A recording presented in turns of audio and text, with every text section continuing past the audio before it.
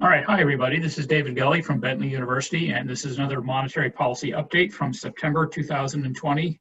Please take a minute to visit our YouTube site at Bentley University EC 391. All right, so our agenda today is to take a quick look at the Fed's monetary policy framework review.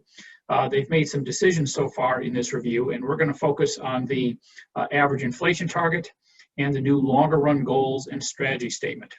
And then to conclude, we'll look at the new forward guidance statement that the Fed just included in their FOMC meeting from 2020, September 2020. So what are they trying to do here? Well, a couple of years ago, they decided to do a review of their complete policy framework. And by policy framework, what we mean here is everything from their overall long-term objectives. For example, consider the Fed's dual mandate in terms of maximizing sustainable employment and also to achieve its 2% inflation target, all the way down to its day-to-day policy tools, such as using the federal funds rate, large-scale asset purchases, forward guidance, and other policy tools. Now, they were supposed to finish this in mid-2020, but not surprisingly, like many things, the pandemic delayed this. So they haven't finished yet, but they are certainly making strong progress. So why do they even bother with this review here? Well, one of the main motivators the Fed has been concerned about in the last decade or so is what they call policy room. And so policy room, at least in terms of how they think about the federal funds rate, is by how much or by how many percentage points can the Fed lower the federal funds rate in response to a recession. So in a chart we'll show here in just a second, in past recessions, the Fed has been able to lower the federal funds rate by 5 percentage points or even more in order to combat a recession. In recent years, however, this hasn't been the case. And so an important question along with this, review is, well, if they don't have as much policy room with the federal funds rate, will large-scale asset purchases, QE in other words, and or forward guidance make up for that difference? In other words, can the Fed pursue an accommodative policy with QE and or forward guidance to at least make up for what they can't do with the federal funds rate? And so this chart is from a recent Wall Street Journal article, and what it does is it compares the amount or the amount by which the Fed lowered the federal funds rate for the last 4 recessions. And so for the recession that began in 1990, you can see the Fed started at 10% and cut it down to well below 4%.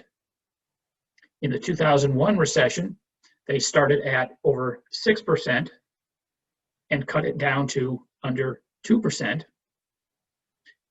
In the 2007-2009 recession, the Great Recession, they started at 5.25% right here, and they lowered it down to the zero lower bound, 0 to 0.25%. But in the most recent recession that started in March of this year, they started at 2.25% and can only lower it down to the zero lower bound, the 0 to 0.25% target. And so in the aggregate, in total, this gave them much less accommodative power in terms of using the federal funds rate to provide relief from the recession. So again, this is the thing the Fed is concerned about here. So what have they decided so far in this review? Well, one thing they've decided is what they refer to as an ample reserves framework.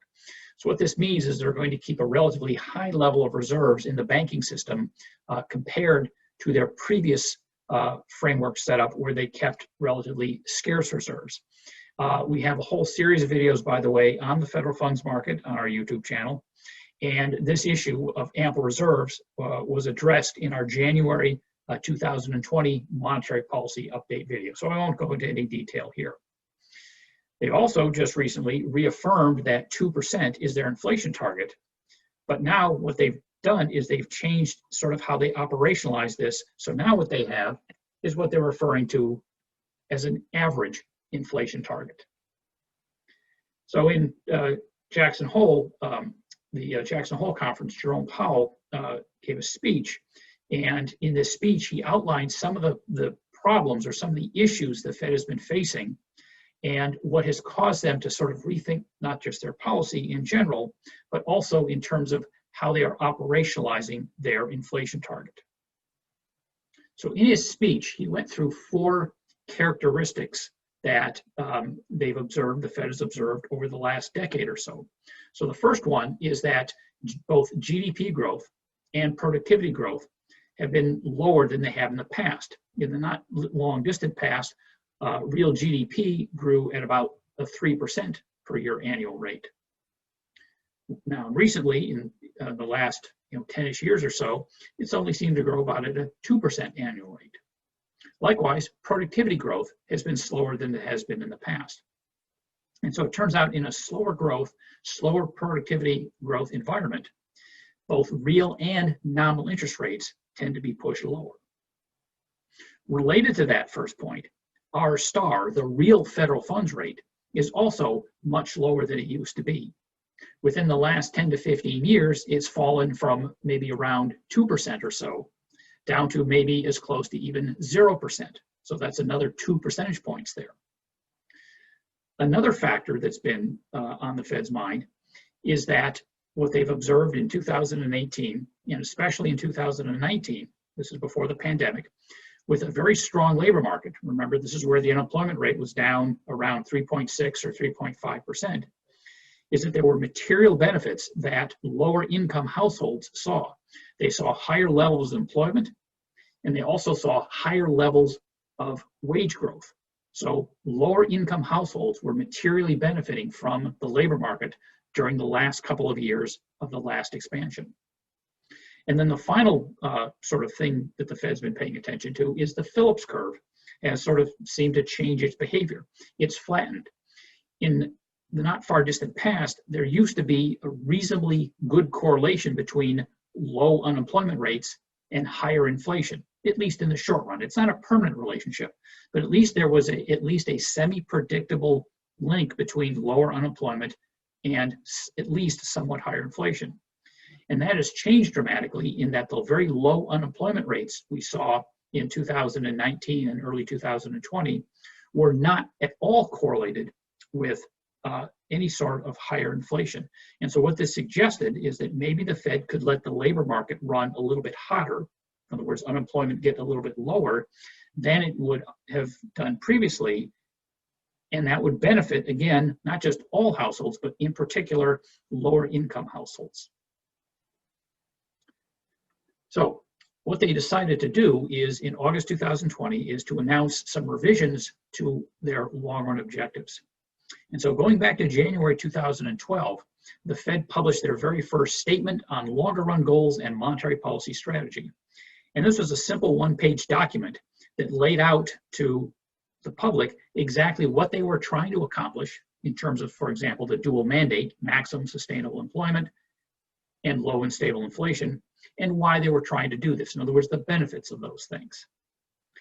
And the key point here that I want to emphasize is that the Fed is trying to convince the public or to explain to the public what they're trying to do so that when they take policy action, we understand what they're trying to achieve with their various policy actions. Now, over the years, they've made some adjustments to this statement. So in 2016, to their 2% inflation target, they added the word symmetric. So the idea is they want to think that not the 2% is not a ceiling, but kind of an average. So it's okay to be a little above 2%, it's okay to be a little below 2%, but it's not a ceiling. And so it seems, well, okay, why is that such a big deal? Well, suppose the 2% is seen as a ceiling, that that's the maximum inflation rate that the Fed will tolerate. If that's the case, then inflation will tend to average less than 2%. And what this will do over time is this will work to pull down expected inflation. And again, so the heck what? Well, lower expected inflation is going to put further downward pressure on nominal interest rates. And if this lower expected inflation is serious enough, it may even bring up the risk of deflation. In other words, a decrease in prices.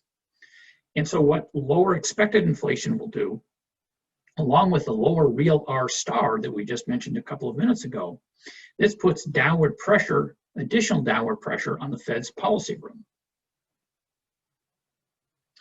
Well, so let's look at what the behavior of actual inflation has been since 2012, when the Fed introduced this statement saying that we're going to try to achieve an inflation rate of about 2%.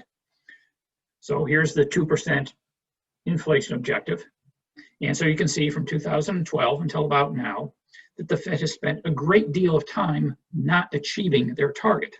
And specifically, as you can notice here very clearly, the Fed has been well under the 2% target. So they haven't been under the 2% target just a little bit and for a short period of time. They've been under the 2% target by a lot and for a long period of time.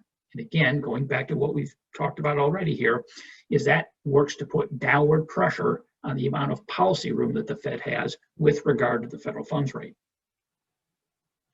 So now what they've said is, okay, we're going to try to target an inflation rate at a 2% average. All right, so that's the key point here. And so what we'll do in the next few slides is compare the old longer run policy goals statement with the new longer run policy goals statement.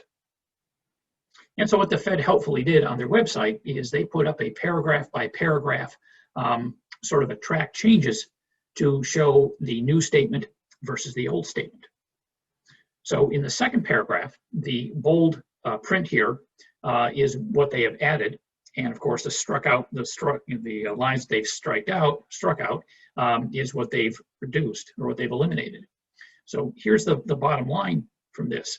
So they have talked through in detail and have now laid out the problem that they have. The committee judges that the level of the federal funds rate consistent with maximum employment and price stability, their dual mandate, over the longer run has declined relative to its historic average. In other words, the lower R star that we've talked about. Therefore, the Fed funds rate is likely to be constrained by its effective lower bound. That's also known sometimes as the zero lower bound, and that's where it is right now at 0 to 0.25%, more frequently than the past. Owing in part to the proximity of interest rates to the effective lower bound, the committee judges that downward risk to employment and inflation have increased. The committee is prepared to use its full range of tools to achieve its maximum employment and price stability goals. So again, the idea here is this: if the Fed has less policy room, that means it might have less ammunition, so to speak, in order to fight recessions. If it has less ammunition to fight recessions, that means that on average, other things equal, that they will be more likely to hit or to not hit their inflation target, and more likely to not hit their maximum sustainable employment target.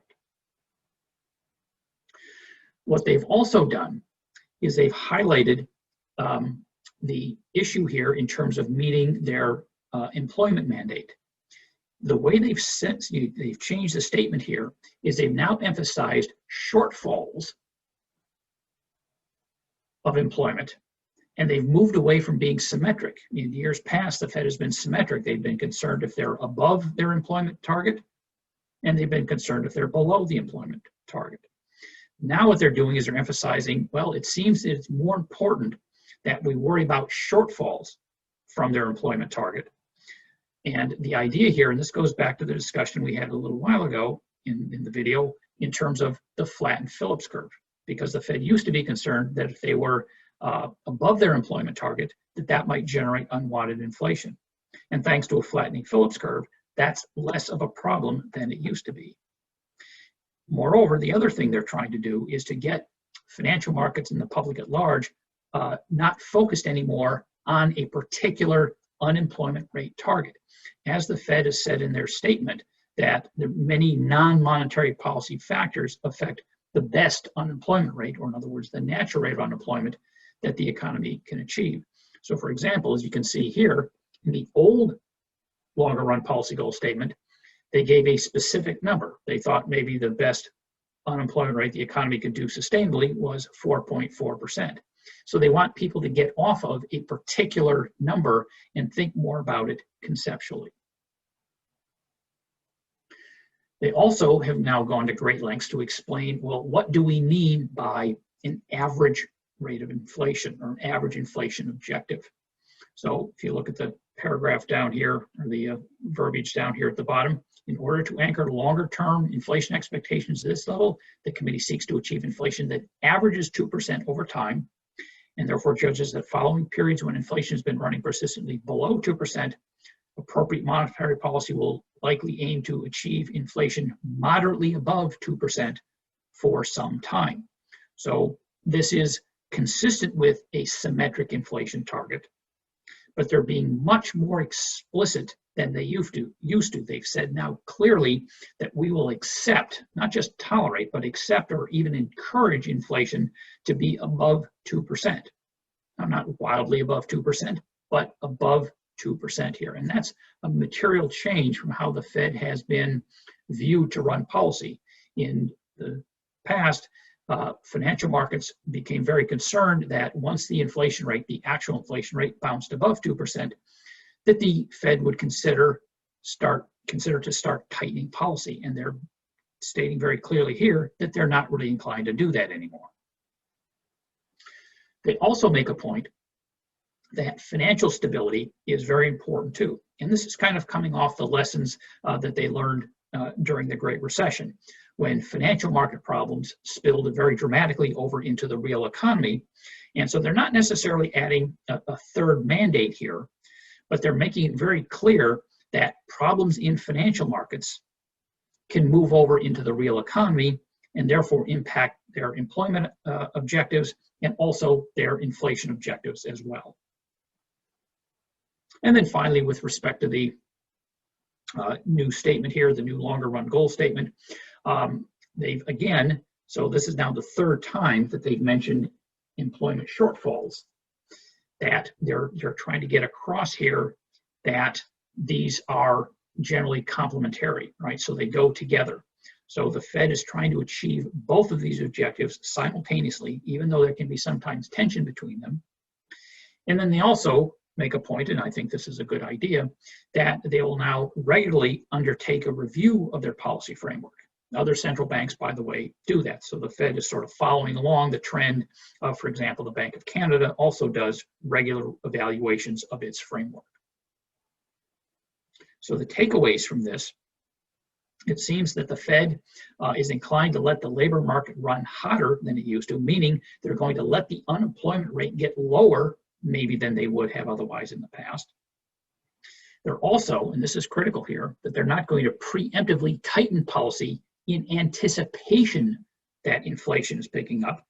They'll wait till they see actual inflation, and they will tolerate inflation being somewhat, in their verbiage, moderately higher than 2%. Now, if they're successful in doing this, both nominal and real rates will increase above their recently extremely low levels. Now, that said, there are some very, very important implementation questions. In other words, how is the Fed going to actually operationalize this new average inflation framework? So the first thing is that they haven't defined moderately in terms of how much inflation will they be willing to tolerate above 2%. Is it 2.5%? Is it 3%? We don't know. My gut tells me that it's probably not any higher than 3%. It might be down maybe in the 2.5% range, because the Fed does not want to get or have a situation where the inflation rate becomes unanchored on the upside. They also have been somewhat vague on over what time period they're going to calculate the average. Are they going to calculate the average over a 2-year time period, a 5-year time period, over the course of an entire business cycle? So again, so they've left that somewhat vague. So the only thing they've used here is some time. The problem is that if this period of time is too short, the Fed runs the risk of not achieving its objective. Because in order to achieve the objective over a very short period of time, the Fed would have to have excellent, or in other words, fine control over inflation. They don't. They've admitted this. No central bank really does. So if the time period is too short, there's a good chance that they might not hit their target either on the up or the downside. But on the other hand, if the period of time is too long, let's say 10 years, for example, the public might forget. So if inflation has been, say under 2% for 5 years, that would imply it would run over 2% for the next 5 years, so that over the entire 10-year time period, it averaged out to about 2%. Well, maybe by year 7 or so, after say 3 years of, or 2 or 3 years of inflation that's above 2%, maybe the public forgets that they're trying to average inflation at 2%. And now they think, well, gosh, inflation's been running over 2% now. And so maybe their inflation expectations move upward. So there's some risk there that inflation expectations could become unanchored. Another problem is this. The Fed has had a really hard time to get inflation even up to the 2% level, as we saw from the graph just a few slides ago. And so it's not clear at all exactly how the Fed is going to be able, with its policy tools, to get inflation to persist above 2% for any length of time. And then finally, to what extent will the Fed target or tolerate variation? So if you're going to go for an average, you have to tolerate variation around that average. So how much variation? Is it from 1.5 to 2%? Is it from 1 to 3? Is there an asymmetry there? In other words, does the Fed worry more about inflation on the downside? So maybe it will tolerate only on the downside down to say 1 3/4, but on the upside it would tolerate to maybe 2.5 or 2 3/4. We don't know yet, and this remains to be determined. So what we can do here is think about, well, have there been any impacts of the Fed's announcement back in August, just not quite a month ago now? Well, it seems like it'd be pretty early to know this because the economy's only had a month's worth of data here, and of course the inflation rate wouldn't react very much to any new Fed information. But very helpfully, financial markets provide real-time indicators to the extent that they think that a policy change might matter. So this slide is based on some Treasury securities, a standard 5-year Treasury security, and a 5-year TIPS security, which is a Treasury inflation protected security. And you can use those two securities to estimate the expected rate of inflation over the next 5 years on average. And so you can see here, so here's 2%, so we'll just draw this in quickly, is that consistent with the graph we showed previously. Not only has actual inflation been below 2%, expected inflation has also been below 2%. And remember, this is a 5-year expected average here. Well, as you can see over on the far right here, the little red circle, that upward jag in the expected inflation rate, that's a direct result of the new expected, or the new average inflation target. So at least on that one-day reaction, financial markets reacted positively with a higher expected inflation over the next 5 years. Now, it remains to be seen whether that maintains, and again, it also remains to be seen whether the Fed can get actual inflation up to that level. They've also, this will be our final topic here, they also, in their Open Market Committee statement from September 2020, have adjusted their forward guidance. And this is based on their new average inflation target that we just talked about. And so what they've done here is and we'll show you the verbiage here in just a second, they've come up with a 3-part test to when they're going to think about raising the target range of the federal funds rate off of the 0 lower bound. So the first thing they want is they want to get inflation back to the maximum sustainable employment levels. So that might be around 3.5%, give or take, in the unemployment rate that we saw early in 2020, or as we've talked about, it might even be a lower unemployment rate than that. So they want inflation back to 2%, not close to 2% or approaching 2%, but actually at least at 2%. And then finally, in terms of looking forward, to have expected inflation be above 2% for some time. So again, the idea here is that the Fed is signaling that it's willing to accept or even encourage higher inflation. And so here's the actual new forward guidance from the September FOMC statement. And so you can see here, they want to achieve inflation above 2%, moderately above 2% for some time. And so then they go on, the committee expects to maintain an accommodative stance for monetary policy until these outcomes are achieved. And then they go on and say, It expects it will be appropriate to maintain this target range until the labor market conditions have reached levels consistent with the committee's assessments of maximum employment. Inflation has risen to 2% and is on track to moderately exceed 2% for some time. So right here, that's that three-part test that we just talked about in the last slide. Now here's a possible difficulty here. This is pretty complicated. So there's a three-part test in this forward guidance. Now critically, the Fed has a lot of experience now with various forms of forward guidance. For example, they had the Evans rule, and the Evans rule back in the early 2010s was specified around a particular unemployment rate, 6.5% to be particular. And they've also experimented with date-based forward guidance, meaning that they promised to keep the federal funds rate low at least until a specific time had passed. Now, we have a whole series of videos on communications, and we talk about some of the problems with both the data-based forward guidance, which is an example of the Evans rule, and the date-based forward guidance.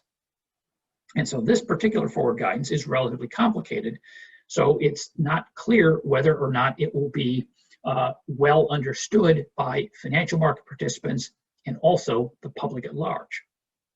Now, in his press conference after the Open Market Committee statement was released, Jerome Powell over and over and over again referred to this new forward guidance that we just talked about as powerful, not just once or twice, but repeatedly. So he is trying to emphasize that this forward guidance has the ability to strongly influence or powerfully influence financial market and public expectations of inflation. But if you look at financial market reaction, there wasn't really very much. And part of it is that financial markets were kind of expecting some change in forward guidance based on the longer run policy goals changes that we talked about earlier. So at least to some extent, it might not be the Fed's fault here because financial markets already anticipated it. But even still, there are some difficulties, some complications with this new forward guidance. So in conclusion here, as we've talked about, the Fed has less room to maneuver, less policy room as they talk about, to provide accommodative policy if we have a recession.